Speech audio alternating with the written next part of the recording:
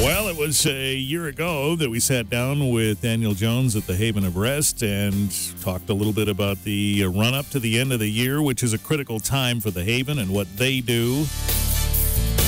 And lo and behold, here we are again. Same time, same station. Hi, Daniel. Channel. Same bat channel. How you doing there, Daniel? I'm well, Richard. Good morning. How are you? Good morning. Thanks for coming today.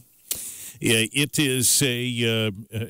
Some of us might feel like the year is moving a little faster than we'd like at this point, but I hear the Black Friday ads. I can't do it. I know it is. I'm not ready. I'm not there yet. Just talking about that, it is that time, middle of November, and so now we're talking about what the end of the year looks like at the Haven of Rest, and we'll get to that in a second. There might be one or two people listening who aren't sure what it is that you do, and of course, maybe it's good for all of us to hear it again. Sure. Well, the Haven of Rest is Calhoun County's emergency homeless shelter.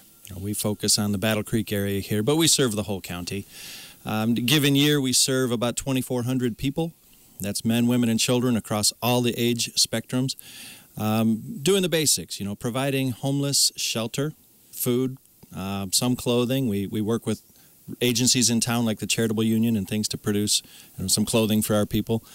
But the basics, really, survival, keeping people inside and warm at night, food, shelter, and then some additional programs that go beyond just the basics. You want to get your arms around the real problem that's causing homelessness. And whenever you and I talk, I always reinforce that point. Homelessness is the symptom. Right. That something's really wrong in somebody's life. So we reach beyond that. We go into the real causes of the homelessness in somebody's life. Well, and that makes a lot of sense. I mean, you're going to help somebody with a place to stay tonight. Sure. That leads to tomorrow and the next day if you don't start to try and figure out what the real problem is. Yeah, and we do an extremely good job of that at the Haven, of just providing that day-to-day shelter. I mean, we move close to 80% of our single men through our men's shelter in less than 1 month. Less than 30 days, and about 70% of our families through the Inasmuch House, the family shelter, in less than 1 month. So, the basic shelter there is up to 60 days. We'll extend that a little bit if somebody's having some successes and just needs that little maybe extra week or two. But 60-day shelter is not a lot of time to really make changes in your life. So as you examine what needs to change in their life or what those root causes are, what is it more often than not? It's a mixture of things usually. It's circumstances, it's poverty, it is addictions and alcohol, and it's the things like mental illness that are going to take a lot more time than 60 days to solve. We work with a lot of partners in town that address those kind of issues. And again, at the Haven, those extension programs, the ministries that help people through their life recoveries, our men's life recovery program and our women's life recovery program, still active there at Emily Andrus' house. Those programs are just phenomenal in terms of helping people change their lives over a little bit longer period of time. Right. This is, as you say, a stop-off for folks that might be as short as 60 days. But by the end of that 60 days, if there's a root cause here to which you've referred, they're presumably in touch with resources and a path that might help change that. That is absolutely the way we do it. I mean, you have to get in touch with the community resources to address things like mental health or addiction or emotional problems or, the real direct cause of poverty.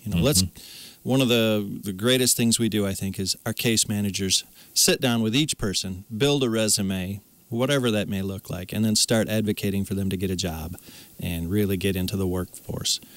If there's something that's stopping them from doing that, then we have resources to advocate for some disability income or some other form of assistance so that people can achieve their independence. Yeah, whatever it is, you've got to discern what that situation is. Sure do. And our case managers, I give them all the credit in the world. That's where the rubber meets the road. Yep. They are really intense individuals, but successful at getting their people to really move in terms of creating change in their life. Coming up in a minute, we'll try and sort out what kind of year this has been for the Haven and what kind of notion they have for the coming year as it relates to the services they provide and the general nature of the problem. That's coming up shortly on WBCK.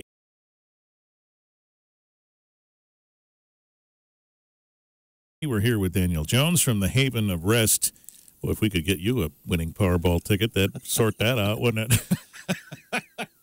We've been talking about, in all seriousness, about the great services the Haven is executing on a daily basis for folks who otherwise would be lost, wouldn't they? They sure would. I hesitate to think of what Battle Creek would look like without the Haven of Rest. Yeah. We'd have, and we've tried to quantify that in the past. We'd have a lot more people in the emergency room. We'd have a lot more people in jails. We'd have a lot more people dying on the streets, literally. And that's, I'm not over the top with that one. No. When it gets to 10 below, yeah, you'll have people dead on the streets. But the Haven is there, and we've been there for 60 years. What a great ministry. And I love working there, honestly. I've been there 6 years. It is such a great ministry in our town. We do so much. And I think dollar for dollar make the most impact of any nonprofit in this town. And, that's personal bias because, yes, I work there, but we make an impact. We create change. Well, you get to see it firsthand. You see Every the folks day. walk in, you see them walk out, and the difference in between. Yeah, I sure do. And Yeah. it is miraculous, especially in our life recovery programs where you get people who have just bottomed out and then come to the Haven and a year later they're walking out brand new people. Yeah. It was a year ago we were having this conversation, and the conversation was somewhat dire. You were concerned about the way things looked financially. Yeah, that was a year ago. Yeah. And some of our local support and donors stepped up. We made it through. We always stretch a dollar till it screams, and we're back. I mean, we're this time of year is always our holiday appeal, Yep. our end of year appeal. So people who are making decisions about their year end financial situation or where they want to make a donation for this year, we've sent letters out, and we had an article in the paper over the Sunday. Saw that. And there'll be another letter in this week's Shopper. Love the Shopper. Pre-addressed envelopes in there so people can make it real easy. Just slip a check in there and send it to us and support us at year end. And it's a critical time for us to really make a year end push.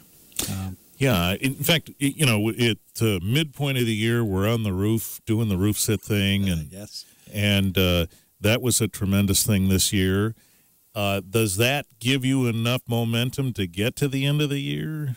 Not quite. I mean, we have to have this year-end appeal, and it's the months of January, February, and March are really slow for donations.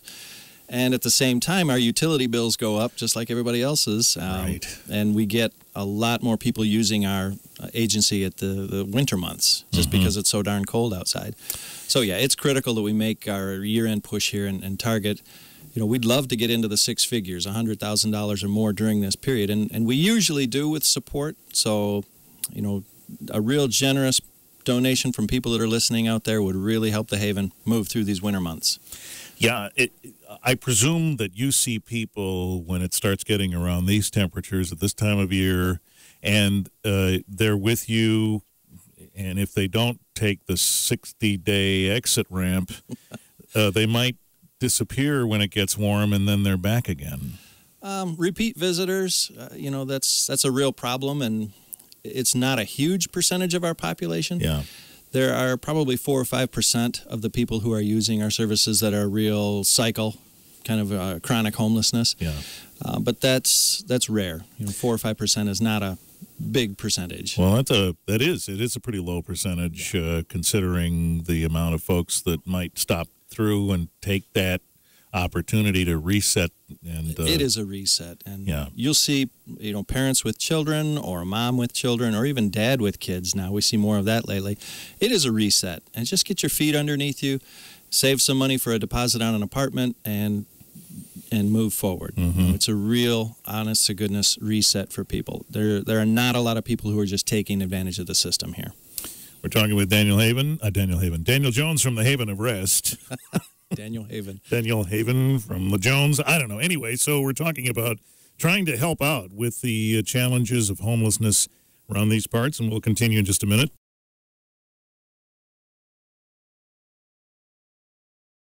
A few more minutes on WBCK with Daniel Jones at the Haven of Rest, where the big holiday appeal has begun. The end-of-year push right now is what we've been talking about. So someone hands you a $20 bill or a check or $1 million. There we go. The Powerball winner hands us $1 million. Right. Where does that go? Where does that go? What happens? Is that an immediate use of money, or is that a fund that eventually moves along? How does this work? You know, the Haven of Rest operates on a pretty thin margin. We don't have a huge reserve. We don't have a big endowment. I'm kind of surprised at that. After 60 years in this town, we don't have a great big built-up millions of dollars bucket. But that speaks to what the Haven does. I mean, somebody gives us $100, we're going to turn that around and put that immediately into ministries and work, and not build up a reserve. You can argue that there's big biblical precedent for setting a 7-year reserve for the 7 lean years you might see, but shame on us if we had $10 million in the bank and people were still on the streets homeless. That's not going to happen. So we operate very leanly. Our biggest expenses are utilities and employment, the wages that we pay our employees. 2 biggest expenses. And right there is probably 85% of our costs. Yep. So it's very, very thin. People can support the Haven by sending us that check that they find in the pre-addressed envelope in the newspapers, or just mail it to 11 Green Street, that's in Battle Creek, or online. The Haven BC is our website, www.thehavenbc.org, and make a donation online through PayPal. So it's that time of year, and yes, we do need this year-end push to really make our winter go well. Yeah. Folks may have seen Elaine's letter in the Inquirer this weekend. Yep. And that, I presume that becomes a challenge each year, trying to get folks, okay, here we are again. Let me just remind you what's happening here, right? It is. It's, annual. And somebody might say, nothing's changing, nothing's changing. Yes, it is. Every day down there, we're creating change in people's lives. And it's not the same people year after year after year. It's always somebody new, always someone whose circumstances have changed, and we just needed to be there for that person. And yeah, we do serve that 2,400 people a year, but they're not the same people every year. That's a huge point to underscore, because I think there's an impression that we're out here to try and end homelessness. That would be nice, but 60 years is evidence that it doesn't end. And then you just underscored that by saying it's not the same people. Right. It's, I would love to be out of business. And after 60 years, if we could be out of business, that would just be great. We can make a dent in homelessness if we had resources, unlimited resources. Yeah, somebody walked in, we just give them the keys to an apartment, and their homelessness would end right there. Yeah. But that really doesn't address the issue if somebody has an alcohol issue or a mental health problem or some emotional issues. There's got to be some deeper work done there. And really, that's what the Haven, that's what your donations support, is that deeper work to really change someone's life for the positive. The fact that Elaine's letter mentions a couple of biblical precedents, we are a faith-based Christian institution, and that's not forced on anybody. That's just offered. And we find that people who accept that and build on that relationship with Christ really have a lot more success than someone who comes in and says, I can do it all myself. We'll work with them as well, but boy, you see the success fly when somebody really embraces that relationship. And I imagine you do encounter folks who are unsure they want to go that far. Yeah. All the time. And people of different religions and things like that. And we respect everybody. We'll respect everyone's religion. We are called to serve. And this is an opportunity for people out there in Battle Creek and Calhoun County to support the Haven as it serves. And you and I both know from roof sit experience, from everything else, it feels good to do that. It is the right thing to do that. And dollar for dollar in Battle Creek, you can't find a more impactful nonprofit than the Haven of Rest for your Christmas giving. Check it out. Thehavenbc.org is the website, and you do have a donation mechanism built in there. Sure do. Or you can do it the old-fashioned way and send the check. Right, 11 Green Street here in Battle Creek, 49014. Look for one of those envelopes in Sunday's paper or in the shopper this week. That makes it even easier. You don't have to fill out the envelope. Just stick a stamp on it. How easy can that be? There you go.